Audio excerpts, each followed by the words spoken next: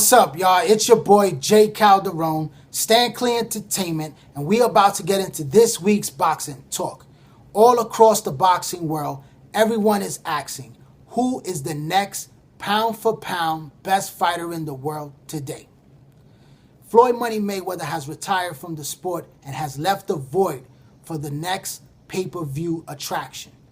With guys like Manny Pacquiao and Miguel Cotto, the other two pay-per-view stars, at the tail end of their career with only a few fights left, who will be the next one to become the best fighter in the world and also that pay-per-view star? Ring Magazine had put out their list for pound-for-pound best fighters, and number one was Roman Chocolito Gonzalez, a young 28 Nicaraguan fighter who is already a 3-division world champion.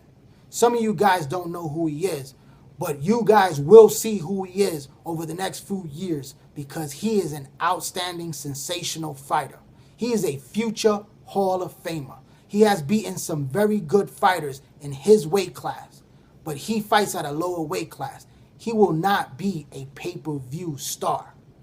You have guys like Andre Ward, which many believe is the most talented fighter out there behind Floyd Mayweather, and he is the undefeated super middleweight champion.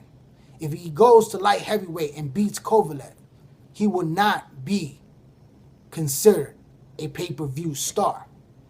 He does not sell tickets, and he does not sell over 1 million pay-per-view buys. He can be the best fighter in the world. You have a lot of talent that is coming up in boxing today. Guys like Keith Thurman, Elroy Spence Jr., guys like Amir Aman, and also Puerto Rican sensation Felix Verdejo.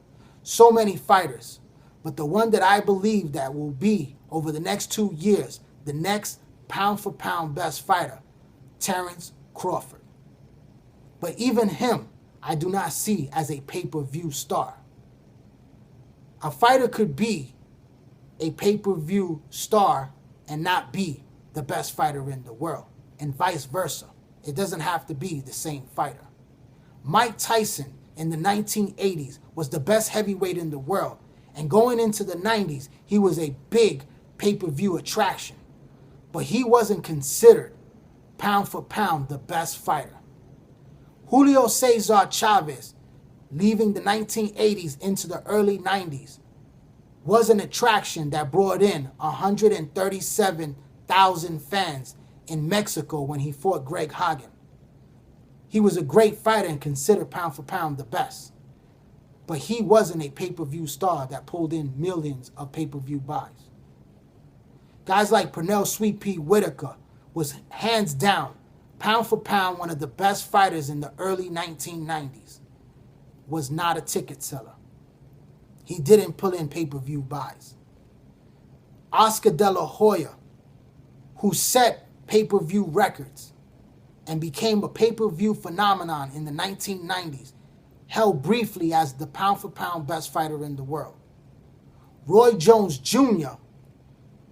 fought for that spotlight with Oscar De La Hoya throughout the 1990s, and for 10 years he was considered pound-for-pound the very best fighter and perhaps the most talented fighter that we've seen since Sugar Ray Robinson. But Roy Jones wasn't a pay-per-view star. He didn't pull in over 1 million pay-per-view buys. He wasn't a strong ticket seller, but he was an outstanding, great fighter. Sugar Shane Mosley in the new millennium beat Oscar De La Hoya and was considered pound for pound the best fighter in the world for a short period of time. But even him did not translate into pay-per-view success. Floyd Money Mayweather was an exception to that rule. He was not only the best pound-for-pound fighter in the world, but he was also the biggest pay-per-view attraction, a phenomenal pay-per-view attraction. This guy broke records and set even more records as the highest pay-per-view seller in the history of boxing. When he retired the first time around, Manny Pacquiao became the new pound-for-pound best fighter in the world. He was super exciting, and he set records with over 1 million pay-per-view buys. He beat Miguel Cotto, Shane Mosley, Oscar De La Hoya and Antonio Margarito and set over 1 million buys each time.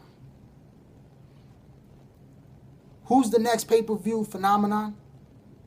I say Canelo Alvarez has a great shot. This guy is 25 years old. He has a strong Mexican fan base, and he has that crossover appeal. He's been a professional already for 10 years, since the age of 15 as a pro. And he has a big fight coming up against Miguel Cotto. He's already set the record with over 2 million buys with Floyd Mayweather. And he's expected to do over 1 million with Miguel Cotto. But if he loses to Cotto, then what happens? Who's next in line after Canelo Alvarez? If Canelo Alvarez wins, he'll definitely be the pay-per-view attraction, the next big thing. But if he loses, I think the door opens up for another man by the name of Gennady Golovkin, Triple G. This guy is growing a strong fan base. He was an outstanding amateur and an outstanding international sensation overseas.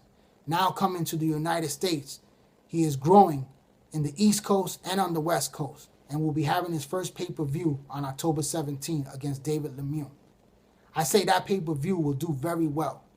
Perhaps 450 to 500,000. That's pretty good for a first pay-per-view. And if he beats David Lemieux, he is the mandatory to face Miguel Cotto and Canelo Alvarez winner. And if he fights any one of those guys in 2016 and beats those guys, he will definitely become the next pay-per-view attraction.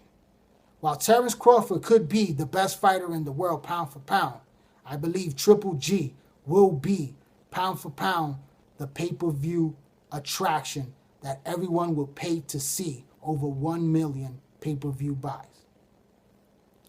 That's my take on this. I want to thank everybody that has been supporting me over the last 3 months with this YouTube blog.